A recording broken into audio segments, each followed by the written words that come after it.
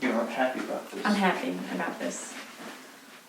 Can we put that in? Yeah. You sure shoes are not in the shot? I feel like they are. Okay. Oh my god! Now they're in the shot! Why can't you just be in the video with me all the time, please? It's easier if you're here. Yeah? Why can't we just do like a series of me and you? Yeah, we're going to, right after this. Now. I start now. Do I have to start like, hey everyone? No, right? No. How's the video gonna start? Like that? Should I say hello? Thanks for joining me? Just be like, have you ever wondered how you get the harp around? Well, whenever anyone says, how do you move this thing? I say, with difficulty, and then sometimes they laugh. It's really hard to explain how to move the harp, so I figured it'd be easier if I just showed you. First thing I do is I put the pedals up on the harp, fold them up.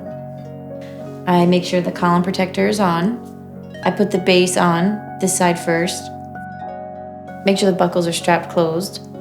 Then I put this giant ass oven mitt on top of it. Yeah, and then I put it on my back and I carry it out. And then I take my special all-American harp cart, trademark, and put the back of the harp on the dolly with wheels. And the great thing about this one is it has big rubber wheels. So if I have to go over bumps, which I do a lot, or if I have to go up the stairs, it kind of absorbs the shock and it doesn't get absorbed into the harp. Like I had an older harp cart that it would do that with. The harp is very bottom heavy, so I lean it back on the cart and push it forward. It doesn't feel like there's any weight on it when I'm moving it around. And I get it through this homemade gate that I have here, which was built because Kevin, if he ever gets into this room, will beeline directly for the harp and try to pee on it because it's the most expensive thing in the living room, and he probably knows that somehow. We tried baby gates, we tried a wood plank across the thing to keep him from getting out, but this was really the only thing that worked to allow the width of the harp to get through safely, and we could step over it easily. I also make sure the dogs can't escape and run out the front door when I'm doing this. Before I bring the harp outside, I make sure that the ramp is set up. So then I take my harp outside, wheel it outside, carefully go down the ramp, and get it ready to put it in the back of my minivan. So I just hit this button on my key, and it opens up, so I don't have to worry.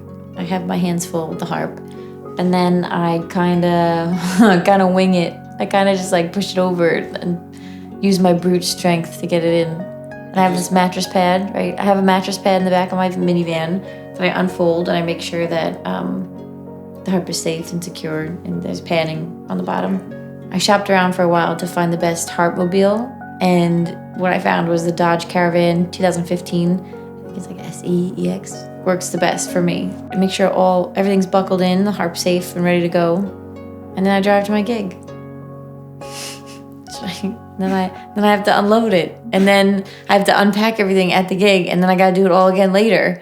The same method over and over again because it never stops. The Harpist lifestyle, I didn't choose it, it chose me. The harp life chose me, and I have to do this all the time, and no one thinks about it. But it's a really good workout, but it still makes my arm sore, and it makes me hurt sometimes, but it's fine because that's the job. That's what you have to do. But you gotta pack it up, bring it to the gig, unpack it at the gig, shove the stuff somewhere, hide it away, play your gig, pack it all up again, bring it back into the car, bring it into your house, unpack it again, hide that stuff somewhere so it's not in the way, and we have to keep doing it.